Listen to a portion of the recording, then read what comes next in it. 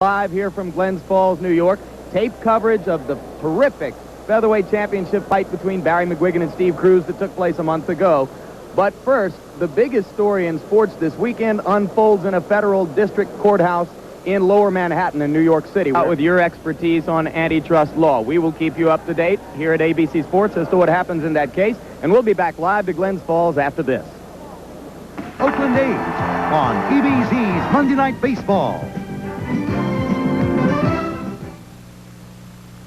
Jim Lampley live in Glens Falls, New York. Marvis Frazier, despite his 1983 one-round knockout loss to then-champion Larry Holmes, remains a marketable name in the heavyweight division. But here, the spotlight falls most directly on 20-year-old Mike Tyson, whose public appeal grows every time he fights.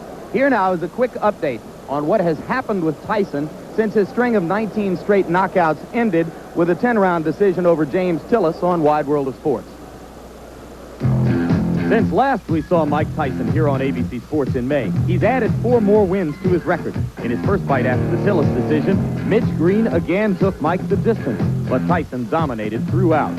And in his next fight against Reggie Gross in June, Mike showed the ability to take a punch, absorbing this uppercut before coming back seconds later to end the fight with a left hook. His knockout streak began anew and continued with a one-round dismantling of William Hosea, a 2-minute, 3-second fight. And in his last fight, Mike brought his win streak to 24 with a knockout of Lorenzo Boyd. A stiff uppercut ended matters in the second round. On his present schedule, Tyson fights more often than any other current boxer with status and marketability. Is it better to learn in the gym or in the ring? Boxing figures are divided. I don't think he sufficiently has time to really get into the gym and learn. You can say, look, I can put him in with a stiff at each fight. And in the gym, I can bring in and pay good sparring partners with different styles, a runner, a slugger, a grabber, a holder, stuff like that, understand? But where has he really got the time for that there if you're fighting him every 2 weeks? People today don't understand that the way human beings are structured, whether you fight or a brain surgeon or play the piano or throw rocks at a telephone pole, no matter what you're good at, if you do it once every 4 months, you're not going to be as good as if you do it once a week. It's the way human beings are structured. The fighters Jacobs refers to include great featherweight champion Willie Pep, who fought 32 times in his first 16 months as a pro. Homicide Henry Armstrong, who once defended his welterweight title 5 times in 1 month. And Joe Louis, who defended his heavyweight crown more than any other fighter in the division's history. Tyson believes the schedule the late Customato wanted for him is the one which will work best as he seeks the goal of winning the heavyweight crown. It keeps my mind occupied on my business, and I'm not off my job much. I'm not out in the street. I'm not running around, not hanging out with the guys as much and the girls. So my mind is preoccupied on my work, and it keeps me as sharp as possible. As many times as I fight, I become more immune to walking and being an announcer in front of a great deal of audience and everything.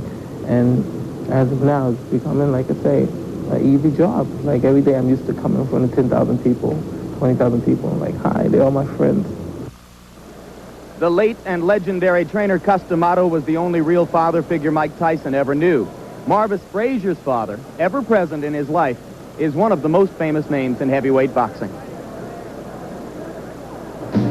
It was called the fight of the century. March 8, 1971, Joe Frazier knocked down Muhammad Ali in the 15th round on his way to a unanimous decision to retain his heavyweight crown.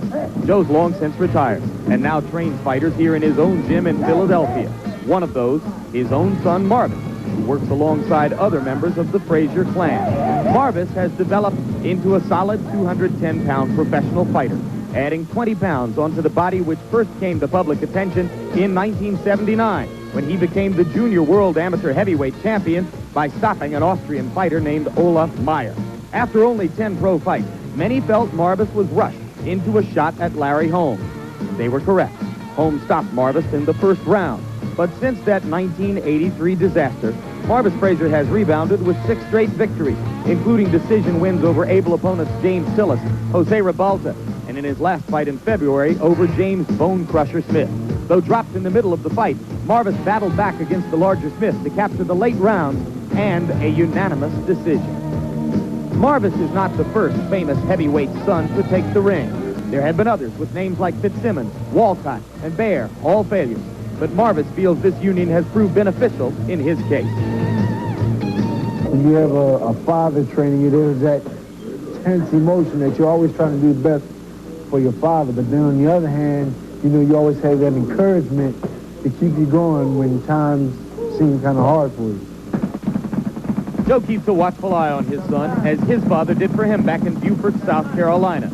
It's a special responsibility. That's a broad word, man. What you said, father. It's like, you know, there's a lot of daddies in the world today, but there's very few fathers. I think fathers should take control of families, because that's one part of you. I mean, it was that lady and you brought this kid in this world. So how you not going to be a father? How you not going to be a good leader? I don't understand. I didn't come from that school. It's a brutal business, but Marvis Frazier believes that working in it has kept this father and son close. My father's my father. I can't change that. You know, I love him, he loves me. So that just makes it even better, you know. You have somebody that you really love and that you really care for in your corner. And there is a live look at Marvis Frazier, who has just entered the ring here in the Glens Falls Civic Center. The record 16-1 with 7 knockouts. There are the vital statistics on the young man who is attempting to continue his father's legacy in the sport. Now entering the ring, the local favorite, trains and lives in Catskill, New York, has fought so many of his bouts here in the Albany, Troy, New York area. Mike Tyson entering as the warrior, the characteristic no socks, no robe look. We'll be back to begin this fight right after these messages. Toasted almonds. These are some of the... Back live in the Glens Falls Civic Center, Jim Lampley, and now I'm joined by our ABC Sports boxing expert, Alex Wallow. Alex, how do you see the fight? Jim, in my opinion, it is not a matter of if Mike Tyson knocks out Marvis Frazier, but it's just a matter of when. I don't think Marvis is overmatched in this fight because of a lack of talent. Since being knocked out by Larry Holmes, he has reestablished himself as a heavyweight to be contended with wins, as we saw earlier, over the likes of Quick Tillis and Bone Crusher Smith. He can fight. The reason I and a lot of other people don't think he can win against Tyson is the fact that his style is made to order for Mike. Like his father, Marvis relies on pressure and stamina and intensity to beat an opponent, but that aggressiveness is just perfect for a bomber like Mike Tyson. Remember, as great as Joe Frazier was, when he faced a tremendous power man like George Foreman, he got bounced around the ring like a rubber ball. His pressure style was suicidal against Foreman, and I think that's the case here today with Marvis and Mike Tyson. As an amateur, Marvis did show ability as a boxer, and he does have that tremendous heart of a Frazier. And there are people who think that if Marvis can move and survive the early rounds, Mike Tyson will get tired and frustrated as he did against Quick Tillis. But Tyson is now confident in his ability to go 10 rounds when he saw against Mitch Keenan. I don't see that as a problem. All right, very quickly, let's look at the tail of the tape. You will see that Frazier has a reach advantage of about 6 inches, which will probably be nullified if he comes forward toward Tyson, as we expect him to do. Round 1 is about to begin. The referee is Joe Cortez. In New York State, scoring is done by 3 judges. The referee does not score, scoring on the round system, supplemental 4-point scoring system if the rounds wind up even, and the 3 knockdown rule is in effect. Tyson comes out slugging. He comes out smoking like Marvis's father, Joe. Marvis must move or we're going to be out of here very, very quickly. Uppercut, and Marvis is hurt. Frazier is down. Joe Cortez moves in to have a look, and he's going to stop the fight. It did not last 20 seconds. Tyson goes over to take a look at Marvis Frazier, obviously quite concerned.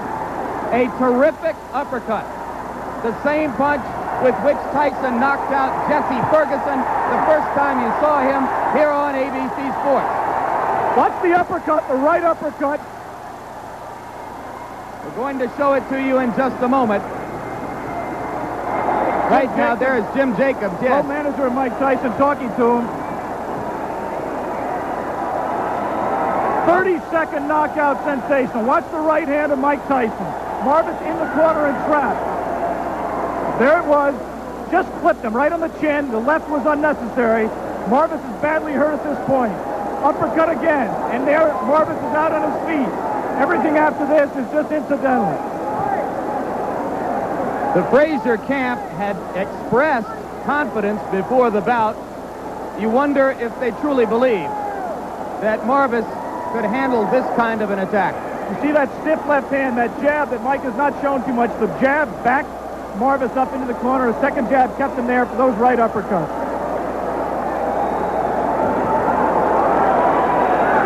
There will continue to be skepticism in some quarters regarding Tyson's stamina, his ability to take a punch, his technique in the ring.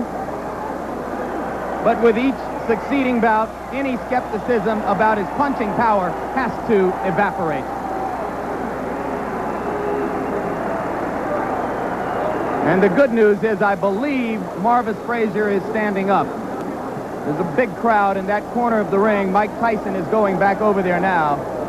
We'll take another look live at what is happening in the ring after you finish seeing this third replay of the very quick knockout.